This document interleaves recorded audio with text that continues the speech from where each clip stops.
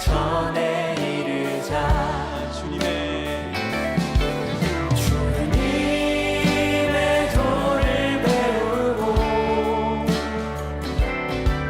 주님의 길로 행하리. 이는 율법이 시온에서 나오고 주의 말씀은 예루살렘에서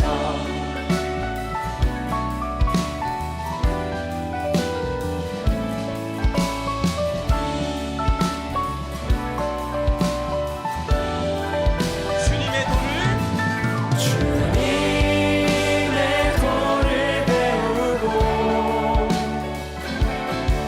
주님의 길로 행하리. 이는 율법이 시온에서 나오고 주의 말씀은 예루살렘에서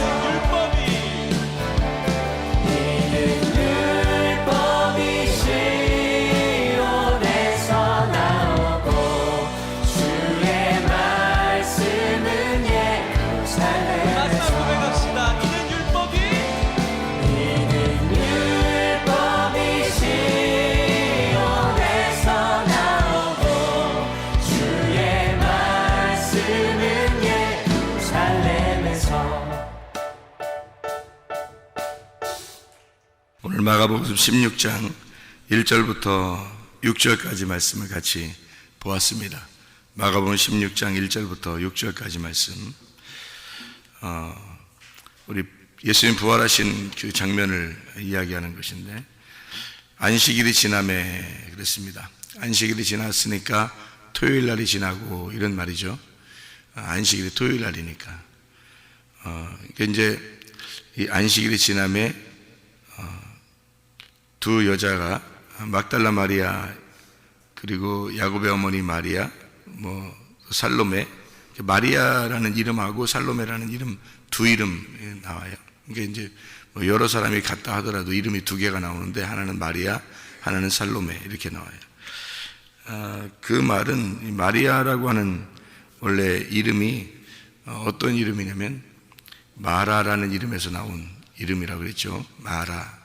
그러니까 구약에는 마라의 쓴물 할 때 그 마라의 이름에서 나온 이름이 미리암이라는 이름이에요.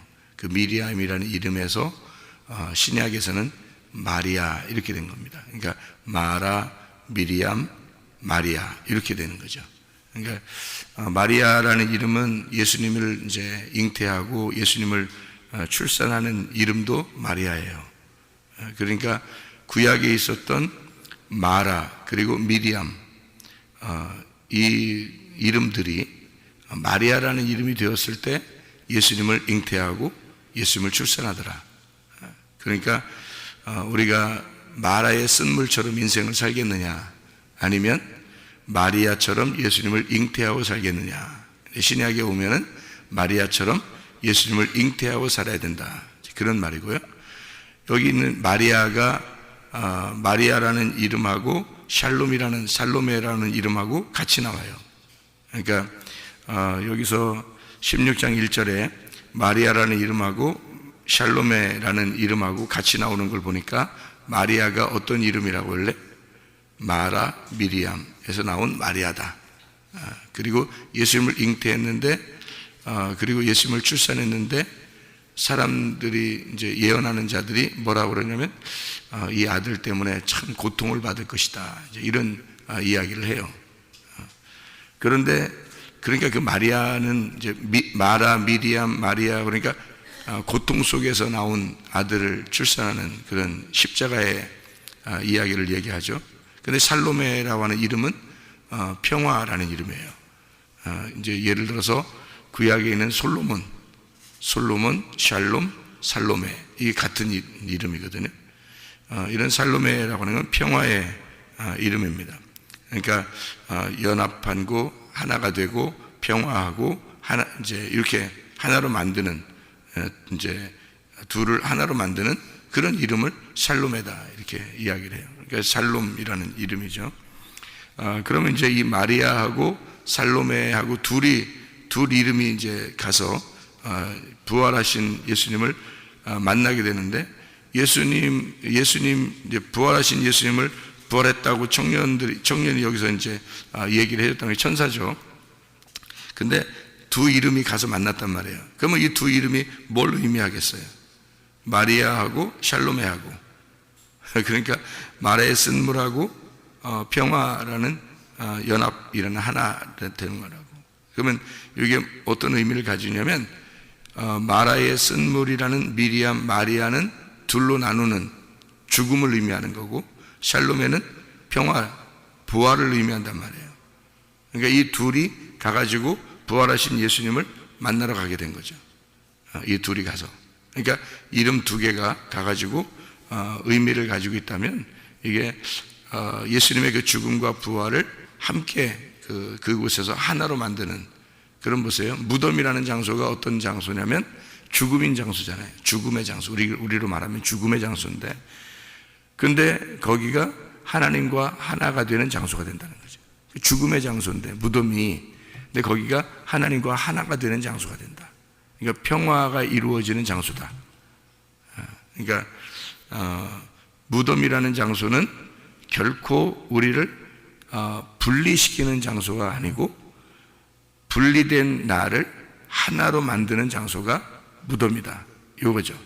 그래서 이 두 사람이 가가지고 마리아라는 이름, 물론 두 사람은 아니죠, 여러 사람인데, 이 마리아라는 이름과 샬로메라는 이름이 가서 분리된 죽음이 하나가 되는 그 장소가 무덤이다라는 얘기를 해주고 있는 거죠. 그러면 무덤이라고 하는 거를 여러분은 이제 어떻게 본다고 그랬어요? 무덤, 성경의 무덤이라고 하는 걸 저는 어떻게 보느냐, 이렇게 뭐라고 보느냐 하면, 노아의 방주라고 본다, 모세의 갈대상자라고 본다. 이 무덤이라는 장소를, 무덤이라는 것은 천국으로 가는 문이다, 이렇게 제가 이렇게 본다고 그랬어요. 그러면은 무덤이라는 장소는 결코 우리에게 슬픈 장소가 아니라 또 다른 기쁨의 장소인 거죠. 그러니까 우리를 분리시키는 장소가 죽음인데, 분리가 되는 거예요. 사람이 이제 떨어져서 이렇게 분리가 되면 죽음을 얘기하는 거예요. 분리가 되는 장소가 하나가 되는 장소가 된다는 얘기예요. 그 동시에 두 개를 가르쳐 주는 게 노아의 방주다, 이런 얘기를 했어요. 그러니까 노아의 방주는 그날 심판이 일어나는데, 노아의 방주에 있는 사람들은 살아나는 역사가 있었죠. 그러니까 심판이 일어나는데 그들은 구원을 받아요. 그러니까 그 똑같은 상황을 연출해내는 장소가 노아의 방주였던 거예요. 그러니까 이 노아의 방주는 두 가지를 동시에 가르쳐주는 이야기였어요. 그러니까 제가 보는 성경은 어떻게 보는 거냐면, 노아의 방주가 또 하나의 법궤라 얘기하는 거예요. 언약궤. 이 언약궤라고 하는 건 만군의 여호와의 이름이거든요. 이게 사무엘하 6장 2절인데, 만군의 여호와의 이름이 법궤예요. 그러면 이 법궤라고 하는 만군의 여호와의 이름이 나갈 때 두 가지가 동시에 일어납니다. 다시 말하면 만군의 여호와의 이름이 나가잖아요. 그러면 어떤 사람은 심판해버려요. 만군의 여호와의 이름이. 그렇죠? 그래서 만군의 여호와의 이름이 예수의 이름으로 하면 귀신이 떠나갈 수 있습니다. 예수의 이름으로 그러면 문제 해결이 났습니다. 그러니까 문제가 볼 때는, 귀신이 볼 때는, 죄악이 볼 때는 예수의 이름이 오면 자기를 파괴하죠. 이해가 돼요? 만군의 여호와의 이름이라는 이름이 누구를 파괴하고 죽이고, 만군의 여호와의 이름이 누구를 구원한다는 말입니다. 그래서 동시에 일어나는 일이죠. 그러니까 무덤이라고 하는 것이 결코 우리에게는 슬픈 것만 가르쳐주는 게 아니라, 마라의 쓴물만 가르쳐주는 게 아니라, 샬롬에라고 하는 샬롬, 솔로몬을 가르쳐주는 이야기다. 그래서 우리에게 부활을 가르쳐주는 장소고, 거기가 하나님과 하나가 되는 장소를 가르쳐주는, 그게 바로 무덤이에요. 이게 노아의 방주고, 모세의 갈대상자, 모세의 갈대상자를 엄마가 이렇게 강가에다 띄워보내면서, 이 아이는 죽든지 살든지 하나님 아버지의 뜻대로 해주십시오라고 했을 때, 이 아이가 그 죽음으로 내몰려졌을 때, 그 물에서 이렇게 내몰려졌잖아요. 그러니까 이 물에서 건짐을 받았다 해서 모세가 되는 거거든요. 바로의 공주가 이 모세를 갖다 건졌다는 거죠. 건졌다. 그러면 뭐가 된 거예요? 물에 있었는데 건졌다라는 거예요. 그러니까 모세의 갈대 상자는 뭘 의미하는 거냐면 죽음에서 부활로 옮겨지는 장소란 얘기예요. 그렇죠? 그러니까 죽음으로 내놨더니 그 모세를 건져서 모세를 만들었다. 다시 말하면 부활하였다 이 말이거든요. 그러니까 죽음으로 보냈더니 부활하였더라. 그 장소가 뭐예요? 모세의 갈대 상자란 말이에요. 그러니까 우리가 성경을 이렇게 보는 것은 한쪽 면을 이렇게 보면은 한쪽만 알게 되죠. 성경이 한쪽만. 근데 양쪽을 이렇게 가만히 보면은 그래서 구약과 신약이 있는 거예요. 구약으로 죽이고 신약으로 부활시키는 것 같아. 구약으로 죽이고 신약으로 부활시키는 것 같아. 하여튼 성경이 이렇게 두 개의 언약으로 돼 있어요. 그래서 죽음과 부활을 설명하는 거, 이걸 갖다가 복음이다 이렇게 얘기를 해요. 십자가와 부활, 이것이 복음이다. 고린도전서 15장 1절부터 4절까지의 복음은 이런 거다 이렇게 얘기해요. 십자가와 부활, 이 두 개를 같이 동시에 가르쳐 주는 것이다 라는 이야기예요. 그게 이제 이런 법궤 같은, 노아의 방주와 같은, 무덤과 같은 이런 만군의 여호와의 이름이다 이거죠. 이게 그 만군의 여호와의 이름, 이것은 우리를 파괴하고 또 우리를 구원하는 이름이라는 얘기죠. 그러니까 주님의 이름, 예수의 이름이 우리를 파괴하고 죽이고 우리를 구원하시는 이름이다. 이게 여호와의 이름이라는 예수라는 이름입니다. 이제 무슨 말인지 이해가 되시겠죠? 이 두 개가, 그러니까 무덤이라는 건 결코 한쪽만 가르쳐 주는 게 아니다. 무덤이라는 게. 그러니까 구약의 이 성경을 읽는 독자들, 그러니까 성경을 아는 사람들은, 구약을 보는 사람들은 이 무덤을 결코 슬픔의 장소로 이야기하지 않아요. 그러니까 무덤의 장소로 자기를 인도해 달라 이렇게 얘기하죠. 예를 들어서 아브라함의 그 죽은 장소에 이삭이 거기에다 묻히고 또 야곱이 거기에다 묻혀 그 무덤에 묻어달라 그렇게 하고요. 그리고 이제 그 이스라엘 백성들이 다 아브라함과 이삭과 야곱이 한 곳으로, 거기에 이제 사라도 묻혔고 리브가도 묻혔고 그리고 레아가 묻혔습니다. 그러니까 우리가 보면은 야곱이 가장 사랑한 아내가 라헬인데 라헬이 안 묻히고요. 레아가 묻혔어요. 여러분 지난번에 한번 얘기했죠. 레아하고 라헬하고 차이점을 여러분이 좀 아셔야 되는데, 야곱이 부인이 4명 있었는데 그 레아, 라헬 그리고 종 둘, 여종 둘, 그래서 4명이 부인인데요. 나중에는 이 여종 둘을 갖다 종이라고 하지 않습니다. 다 부인이 된 거예요. 4명의 부인이란 건 사를 설명하려고 한 거예요. 사. 그러니까 야곱이라고 하는 가나안 땅에서 온 이 가나안 땅에서 온 아브라함, 이삭, 야곱, 아브라함, 이삭의 아들인 아브라함의 손자고 이삭의 아들인 야곱이 이쪽 그 외삼촌의 집에 가가지고 부인 둘을 얻고 그 다음에 여종 둘을 얻어서 4명의 부인을 얻고 그리고서 다시 가나안 땅으로 가게 되는 거거든. 그러니까 이 가나안 땅에서 내려와서 부인을 얻어서 다시 가나안 땅으로 올라가는 거예요. 이게 사인이란 말이에요. 사인. 사인인데 그게 이제 손가락인 거죠. 사인이니까. 사인은 손가락, 표적이에요. 표적. 이게 표적이에요. 그림자. 우리에게 보여주는 그림자. 이걸 통해서 뭐를 설명해 주는 거예요. 그러니까 그 설명하는 그게 실제고 요거는 보여주는 거란 말이에요. 그림자로. 그러니까 아이고 뭐 야곱이 4명의 부인을 얻었대, 뭐 우리도 4명을 얻을 수 있어, 이게. 그래서 이스라엘에 가면 여러분이 남자가 부인을 4명 얻을 수가 있습니다. 네. 꼭 이스라엘 갈 필요는 없어요, 여러분이. 지금 부인을 4명을 얻을 수 있도록 법으로 돼 있어요. 4명을 얻을 수 있어요. 왜 그러냐면 자기들이 누구 자손이에요? 야곱의 자손이거든요. 이스라엘의 자손이기 때문에 이스라엘이 4명의 부인을 얻었으니까 법으로 정해놓은, 어떻게 할 수가 없으니까, 이게 자기들이 야곱의 자손이니까 어쩔 수 없으니까 이걸 법으로 해놓은 거예요. 그런데 이제 법은 그렇게 돼 있는데, 괜찮게 돼 있는데, 근데 이제 요즘 사람들이 유럽의 영향을 많이 받고 선진국의 그 영향을 많이 받았으니까 이스라엘 사람들이 대부분 한 명의 부인을 얻습니다. 한 명의 부인하고 같이 살아요. 근데 4명까지는 얻을 수 있어요. 4명까지 얻어도 그렇게 큰 문제가 안 돼요.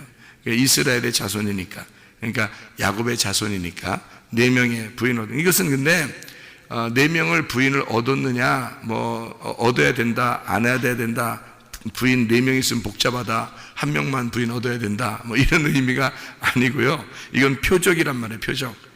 표시란 말이죠.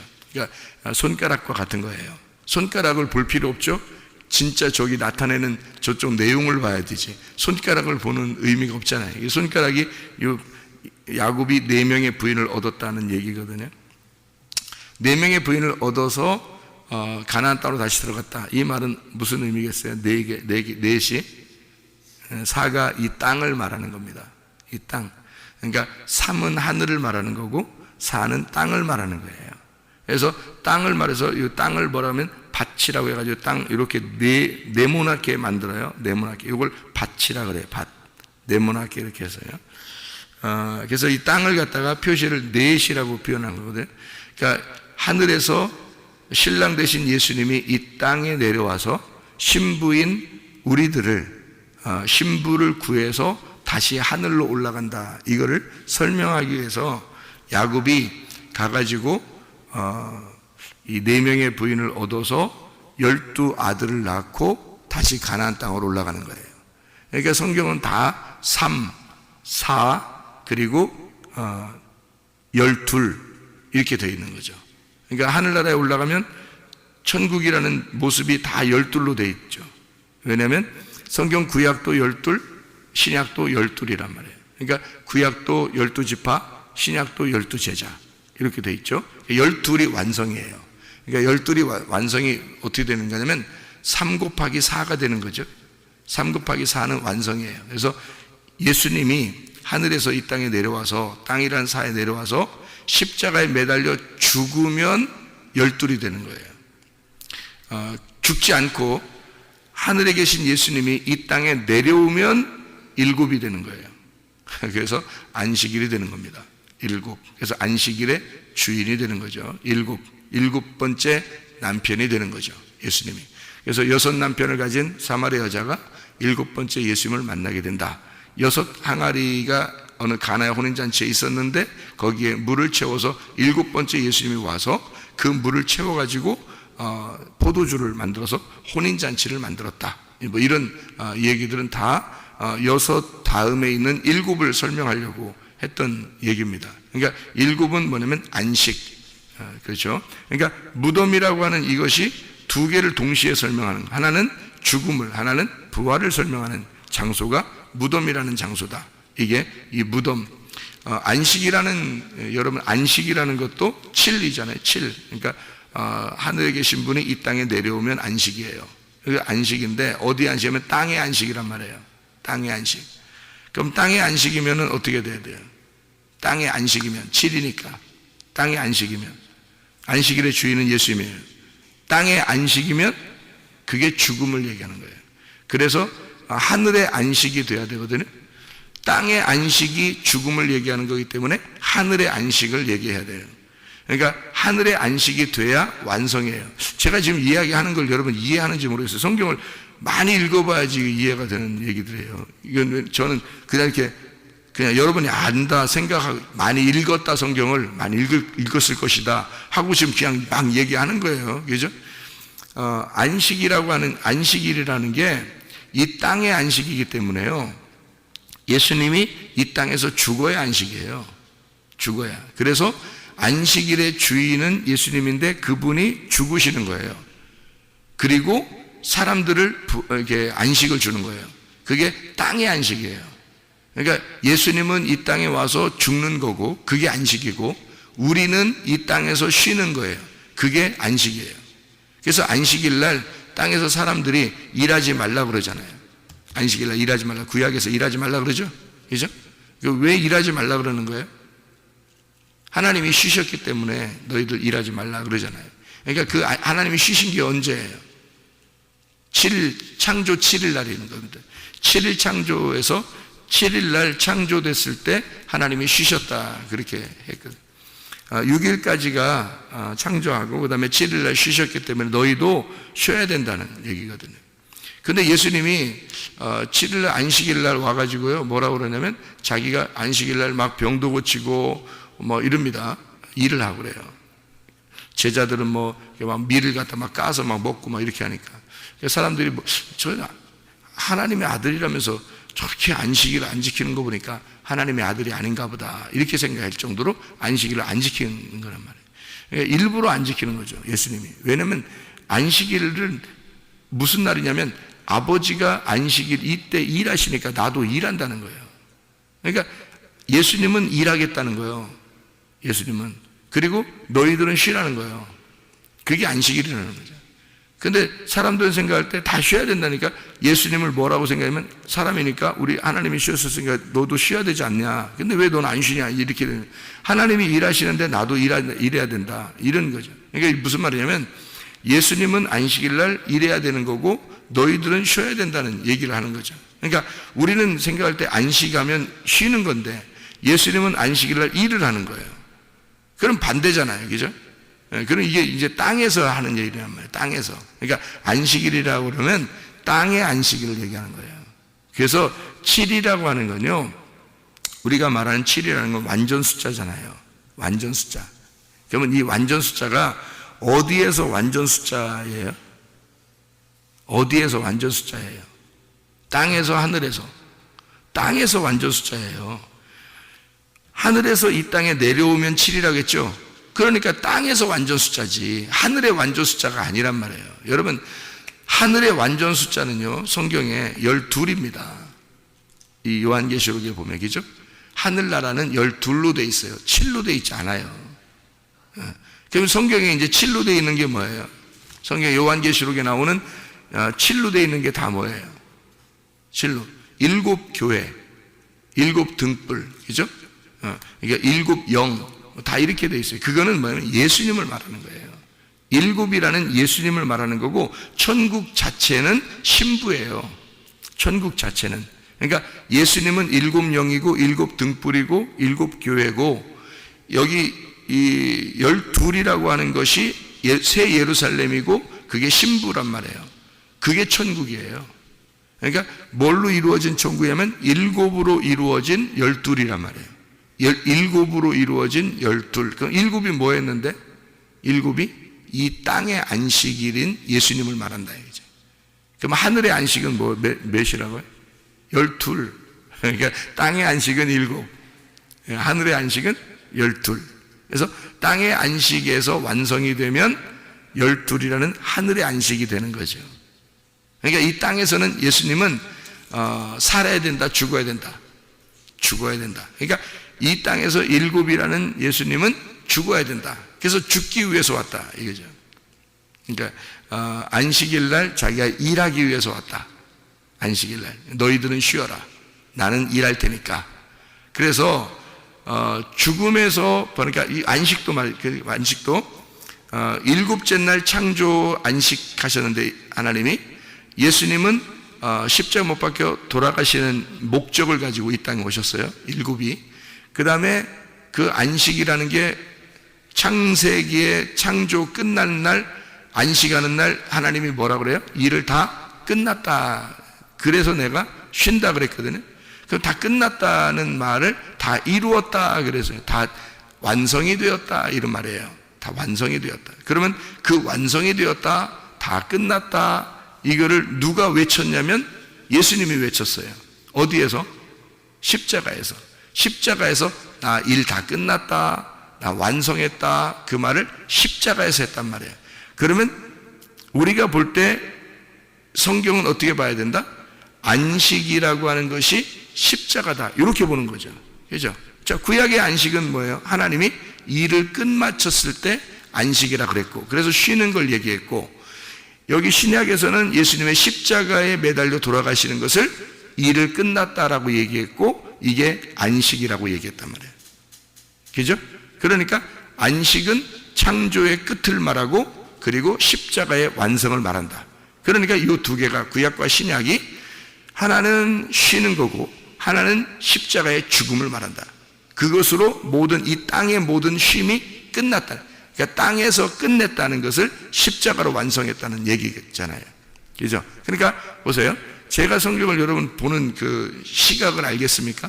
무덤이라고 하는 걸 죽음으로 보지 않고 부활의 문으로 봤다는 거죠. 그죠? 그러니까 이걸 그렇게 보니까 어떻게 보여요? 무덤 자체가 노아의 방주로 보이는 거죠. 모세의 갈대 상자로 보이는 거죠. 법궤로 보이는 거죠. 그게 만군의 여호와의 이름으로 보이는 거죠. 무슨 말인지 알겠죠? 그게 나무로 말하면 선악과와 생명나무로 보이는 거죠. 선악과로 죽음을 죽으셔서 무덤에 들어갔는데 생명나무로 부활하시는 장소가 됐다는 거예요. 그게 무덤이라는 거죠. 예. 그리고 안식이라고 하는 것도 안식이 아니라 십자가의 죽음이라는 거죠. 그러니까 십자가의 죽음이 없이는 우리에게 안식이 안 온다. 무슨 말인지 알겠죠? 십자가의 죽음이 없이, 그 복음이 없이 우리에게 안식이 올 수가 없다. 이렇게 되는 거죠. 그러니까 십자가의 죽음이 안식이고, 안식은 네가 정말로 안식하려면 십자가의 죽음을 죽어야 된다. 이 땅에서는. 그러니까 진정한 안식을 위해서는 예수님이 죽으셔야 된다는 겁니다. 그러니까 이 땅에 예수가 죽으신 것을 정확하게 내 안에 그 예수의 십자가가 품어지면, 그러면 우리에게는 안식이 오는 거예요. 그럼 그 안식이 올 때는 어느 안식이에요? 땅의 안식이에요? 하늘의 안식이에요? 하늘의 안식이 와야 되는 거예요. 그러면 땅의 안식은 누가 왔어요? 예수님이 온 거고. 잘 생각해봐요. 땅의 안식은 예수님이 십자가로 완성했다 그랬죠? 그럼 우리는 어느 안식을 가져야 된다고? 하늘의 안식을 가져야 된다고. 그 하늘의 안식을 가져야 되니까 팔이 돼야 되는 거예요. 팔팔하게. 하늘의 안식이 돼야 되니까 그게 팔이 되는 거예요. 그래서 노아 방주에 8명 들어갔다가 8명이 나와야 되는 거고요. 8명. 이게 팔이란 말이에요. 예수님 부활이 언제 일어나요? 안식 후 첫날. 안식일 날이 언제라고요? 7일 날. 안식일 날이 7일 날. 그러면 안식 후 첫날이니까 8일 날. 그래서 8일 날 팔팔하게 일어나야 된다는 거예요. 어디서? 하늘나라에서. 그래서 8이라는 숫자는 이 땅의 숫자가 아니에요. 땅의 안식이 아니라 하늘의 안식이란 말이에요. 그게 8이라는 숫자예요. 그래서 8을 어떻게 보냐면 이렇게 보는 거죠. 노아 할아버지하고 노아 할아버지 그 자손들이죠. 아들 3명하고 며느리 3명하고 그 부인하고 어떻게 된 거예요? 어떻게 숫자를 어떻게 보라겠어요? 어떻게? 노아 할아버지하고 7명이에요. 7명, 7하고 하나예요. 여러분, 우리가 노아 할아버지 1명에다가 7명 같이 해서 8명 들어갔다고 생각하잖아요. 우리가, 그죠? 그런데 제가 보는 거는 노아 할아버지가 7이에요. 노아 할아버지가 7. 그가 7이고 나머지가 하나예요. 그러니까 노아 할아버지가 안식이고요. 노아라는 이름이 안식이에요. 안식. 휴식, 안식이라는 단어고, 노아가 안식 7이에요. 그러니까 예수님이에요. 나머지 이게 다 합해서 하나예요. 그게 다 합해서. 그게 이제 7명인데, 그 7이라는 예수님에게 속한 자, 그가 신부예요. 그러니까 예수님과 나를 말하는 거죠. 근데 그게 노아 할아버지와 그 7 식구들, 그래서 요거를 8이라고 이렇게 얘기하는 거예요. 그러니까 예수님 한 분하고 교회인 나하고 합해지면 8이 되는 거예요. 그럼 교회가 나만 있나요? 여러분도 다 같이 교회죠? 그럼 여러분은 한 명이 아니죠? 여러 명이잖아요? 여러분이? 우리가 다 교회가 여러 명이잖아요? 이 여러 명이 하나란 말이에요. 이게. 그래서 이 하나하고 7이라는 예수님하고 합해지면 8이 되는 거예요. 그게 안식 후 첫날이란 말이에요. 그날 부활해야 된다는 것입니다. 그래서 8번째 날, 그날 부활을 해야 되는 거예요. 자, 그러면 부활의 날은 어떤 날인 거예요? 부활의 날은 8번째 날. 성경에 8번째 날 행하는 것이 있는데, 8번째 날 행하는 게 있어요. 뭐예요? 할례입니다. 할례를 8번째 날 하잖아요. 그죠? 할례라고 하는 건 어떤 날이에요? 할례 하면, 아픈 날. 이렇게만 생각하지 마시고, 할례 그러면, 뭐라고 우리가 생각을 해야 돼요? 할례는 껍질이 벗겨지는 날이에요. 껍질이 벗겨지는 날. 여러분 아마 여자들은 잘 모를 거예요. 하여튼 껍질이 벗겨지는 날이에요. 그게 할례인데 성경에서는 남자들만 했어요. 그런데 이 남자들만 했다고 여자가 안 하고 여자는 구원받지 못하고 그런 게 아니에요. 이건 표적이니까. 할례도 표적이잖아요. 그죠? 할례를 하면 천국 가고 안 하면 지옥 갑니까? 성경에? 아니, 그 표적이니까. 손가락이란 말이에요. 손가락. 그 실제를 보면 된다 그랬죠? 손가락을 본다고 구원받는 게 아니에요. 손가락에 해당되었다고 구원받는 게 아니고 저기 그 실제를 보는 거예요. 손가락으로 가리키는 저기 내용을 봐야 된다는 거죠. 그게 할례라고 하는 겁니다. 할례는 껍질이 벗겨지는 걸 할례라고 그러죠. 그러면 껍질이 벗겨질 때 그 껍질 어떻게 돼 있어요? 껍질은 이렇게 껍질을 갖다 이렇게 잘라냈는데 그 껍질을 갖다가 막 보관하고 막 액자에다 걸어놓고 이러나요? 아니죠? 예, 껍질은 버리는 거예요. 껍질은 버리는 거예요. 보관할 필요 없어요. 껍질은 버리는 거예요. 껍질이 벗겨지잖아요. 그러면 뭐가 드러나요? 씨가 드러나는 거예요. 알맹이가 드러나는 거예요. 알곡이. 그러니까 껍질이 벗겨지고 알맹이가 드러나는 날이에요. 그날이 8일 날이에요. 할례는 날이에요. 할례가 그런 날이거든요. 그러면 이제 할례 8일이라는 말은 무슨 의미예요? 그러니까 할례 8일. 그러니까 아이고 아파. 아이고 그냥 나 죽는 날이 아이고 나 죽는 날. 그래서 8일 날 할례할 때 아이고 나 죽는 날이야 그랬더니 그날이 무슨 날이에요? 껍질이 벗겨져. 껍질이 죽는 날이고 속에 있는 알맹이가 부활하는 날이란 말이에요. 그러니까 할례는 죽음의 날이 아니라 부활의 날인 거지. 무슨 말인지 알겠죠? 그래서 8일 날 하는 거예요. 8일 날 부활하자 예수님이. 이게 껍질 벗고 알맹이가 부활하는 날이기 때문에 그래요. 알맹이가 뭐예요? 말씀. 원래 예수님이 알맹이가 뭐였어요? 말씀이었어요. 말씀이 하나님이잖아요. 그러니까 하나님이란 말씀이 뭐를 입고 왔죠? 육신을 입고 왔단 말이에요. 그 육신이 뭐예요? 껍질이죠. 그래서 껍질을 매달아 죽이는 겁니다. 껍질이 누구예요? 나.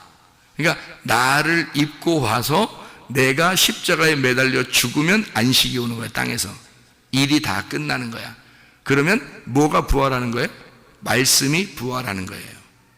네, 그게 8일 날이란 말이에요. 그러니까 말씀이 완전히 부활하는 날. 그럼 여러분 속에 육신이 죽고 말씀이 부활하면 여러분 어디에 살고 있는 거예요? 차원이 땅에 사는 게 아니라 하늘의 차원에서 살게 되는 거예요. 그러면 그게 8일을 살아야 된단 말이죠. 이 땅에 7일을 사는 게 아니고 아직 십자가에 죽어야 될 7일을 사는 게 아니고요. 8일을 사는 거란 말이에요. 7일도 안식일이라고 하는 게 이게 다 뭐예요? 여기서 말하는 표적입니다. 그러니까 우리는 표적을 가지고 살 거냐?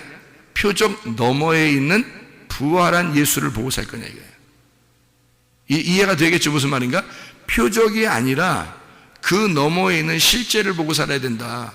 그러니까 손가락을 보고 산다. 사람들이 성경을 보면서 손가락만 보고 쳐다보고 산다는 거예요. 안식일이 뭐냐, 안식일에 뭐 해야 되냐, 안식일 어떻게 지내야 되냐, 안식일이 이렇게 산다면 사람들이 그건 표적이죠. 그건 하나의 손가락이란 말이에요. 이해가 돼요? 그 너머에 있는 내용을 봐야 되죠. 왜 안식일이 있는지. 그러니까 안식일을 지키는 게 아니라 그 너머에 8일을 봐야 된다는 거죠. 8일. 그래서 예수님이 부활하는 것은 8일 날 부활하는 거예요. 왜냐하면 그 너머를 껍질을 벗기고 알맹이가 나와서 진짜 내용을 가르쳐 주려고 했던 거니까 할례가 죽음을 얘기하는 게 아니라 부활을 얘기하는 거라는 얘기죠. 할례는. 그러니까 할례가 부활을 얘기하는 그게 침례라는 얘기예요. 모세의 갈대상자를 강가에 띄워서 죽였더니 건져서 모세가 되었죠. 건졌다. 이게 물에서 건졌다. 그래서 모세 그랬더니 모세라는 게 모쉐거든요. 메시아는 메시아. 이게 메시아예요. 그래서 물에서 건진 받은 부활한 메시아가 이스라엘 백성들을 건지러 가는 거예요. 그게. 그래서 메시아인 거예요. 모세가 구약의 메시아인 거예요. 신약의 메시아는요? 예수님이죠. 그래서 예수님을 그리스도라 그러는 거예요. 구약의 메시아가 신약의 메시아를 이름을 헬라어로는 그리스도라 이렇게 말하는 거죠. 구약에서 그리스도를 구약의 히브리 말로는 뭐라고 얘기하냐면 메시아라고 얘기하는 거고요. 그러니까 메시아가 그리스도라는 이름이에요. 이해가 되겠죠? 그래서 예수님을 그리스도라 그러는 거예요. 예수 메시아라는 말입니다. 이게 그건 기름 부음을 받았다 이렇게 얘기해요. 왕이 되었다, 제사장이 되었다, 선지자가 되었다 이렇게 할 때 기름을 붓잖아요. 그럴 때 이제 메시아가 되는 거죠. 이렇게 8일이라는 게 무슨 의미인지 아시겠죠? 그래서 8일날 할례를 받는 게 무엇인지 알겠죠? 다시 말하면 죽음과 부활은 이게 떨어져 있는 게 아니라 동시에 같이 있는 것이다. 하나님의 차원으로 이렇게 성경을 하나님의 차원에서 하늘의 눈으로 이렇게 보게 되면 있잖아요. 이게 동시에 같은 차원에서 하늘의 차원에서 이 땅을 이렇게 같이 보면은 차원이 같은 차원에서 살게 되는 거, 보이게 되는 거거든요. 그런데 만약에 땅의 차원에서 하늘을 바라보면 전혀 다른 차원이 되는 거예요. 그러니까 우리 눈이 땅에서 이렇게 닫아져 있잖아요. 닫아져 있으면 안 보여요. 하늘이라는 그 세계가 안 보여요. 차원이 다른 세계가 안 보여. 눈이 이렇게 닫아져 있으면. 그래서 예수님이 와가지고는 맹인들을 자꾸 고쳐주잖아요. 예수님을 만난 맹인 중에 눈 안 뜬 사람 있어요? 예수님을 만난 맹인 중에 눈 안 뜬 사람 있냐고? 없어요. 맹인은 무조건 다 눈 떠져. 하여튼 무조건 맹인은 눈 떠져요. 왜냐하면 이 눈 뜬다는 게 굉장히 중요한 의미거든요. 그래서 맹인을 눈을 뜨게 하는 예수님. 왜 그러냐면 이 눈이 닫혀져 있는 우리들을 눈을 열어주는 것을 의미하는 거죠. 그러니까 눈이 닫혀져 있으면 나만 보이고요. 이게 가두어져 있어요. 가두어져 있다고. 그래서 차원이 높은 차원으로 못 가고 아래 차원에서 살게 되고 그것만 보인다면 성경이.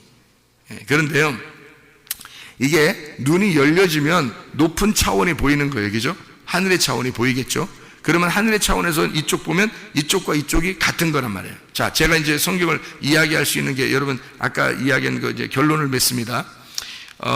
이 눈이 열려지면 차원이 같아서 죽음과 부활이 같이 보인다는 거죠. 무덤이라고 하는 게 우리의 시체가 있는 장소로 보이는 게 아니라 거기가 시체가 없는 부활의 장소로 보이는 거예요. 그러니까 무덤이라는 그 자체가 그렇게 보이는 거죠. 이 자체가. 그러니까 하나의 하나님의 언약으로 보이는 거예요. 이 무덤이. 그게 놀라운 거죠. 하나님의 언약이. 그래서 이 무덤이요, 문이 이렇게 닫혀져 있잖아요. 돌로 이렇게 문이 닫혀져 있잖아요. 그러면 돌로 문이 이렇게 딱 닫혀져 있으면 이게 안 보이는 거예요. 그러면 내가 뭐냐면 무덤인 거지. 내가 무덤인데 이 속에서 문이 열려지면, 눈이 열리면 내가 열리는 거예요. 열리면은 부활한 거거든요. 그런데 이게 닫혀 있으면은 이게 죽어 있는 거예요. 생기가 없는 거예요, 한마디로. 그러니까 눈이 열리면 생기가 들어온 거고, 생기가 이렇게 들어온 거고, 눈이 닫혀 있으면 생기가 안 들어온 거예요. 그러면 어떤 사람이 되냐면 생기가 안 들어와 있으면 우상이 되는 거고요. 생기가 들어오면 사람이 되는 거예요. 그러니까 여러분이 땅에서 아직 생기가 들어오지 않았다 그러면 우상인 거예요, 우상. 근데 우상이 생기가 안 들어오니까, 하나님의 생기가 안 들어가니까 짐승이 가만히 있지 않는다 했죠. 짐승이 여러분에게 생기를 불어넣어줘요. 그러면 여러분 우상 666이 돼버리는 거예요, 그게. 근데 하나님께서 생기를 불어넣어서 여러분에게 하나님의 진리의 말씀을 여러분에게 불어넣어줬다. 그래서 여러분이 말씀을 있잖아요, 정말 진리의 말씀을 들어야 되는 겁니다. 진리의 말씀을 들으면 하나님의 생기가 들어가는 거예요, 여러분에게. 그런데 그 하나님의 생기의 말씀이 뭔지도 모르고 안 듣고 막 이러잖아요. 그러면 짐승이 자기 말을 집어넣어 버려요. 짐승의 생기란 말이에요. 그게 뭐냐면 하나님 말씀이에요. 그 짐승이 말하는 것도 하나님의 말씀이에요. 이게요. 진리의 말씀, 하나님께서 생기를 불어넣어 주는 것도 하나님의 말씀이에요. 근데 이 하나님의 말씀은, 짐승이 전해주는 하나님의 말씀은 땅의 말씀이에요. 그래서 땅에서 잘 되는 얘기를 해주는 거야. 근데 하나님의 생명의 말씀은요, 그 생기는 하늘에서 잘 되는 역사를 얘기해 주는 거예요. 그러니까 하나님의 영혼의 구원에 대한 이야기를 해주는 거예요. 너희들 영혼이 구원받아야 된다는 이것을 정확하게 믿음을 심어주는 거죠. 하늘에서 내려오는 생기는 그렇습니다. 진리의 말씀이라는 게 그런 거예요. 그러니까 똑같은 말씀이 있는데 하나님 말씀인데 이 성경책은 똑같아요. 그러니까 이게 잘못된 건 없어요. 이게 율법이니까 이 자체는 잘못된 게 없는데 여기에 이 손가락을 가지고 실제 이게 그 좋은 하나님의 그 선한 것을 보게 되면 이게 복음이 되는 거고요. 이거를 하나님의 복음을 못 보면 그 손가락 자체만 보면은 여기서 땅의 말씀이 되어버리는 거예요. 이 말씀이. 그러니까 그게 짐승의 생기란 말이에요. 하나님의 생기는 위에 있는 말씀이고 내용을 알려주는 거고요. 진리의 말씀을 가르쳐주는 거다. 무슨 말인지 알겠죠?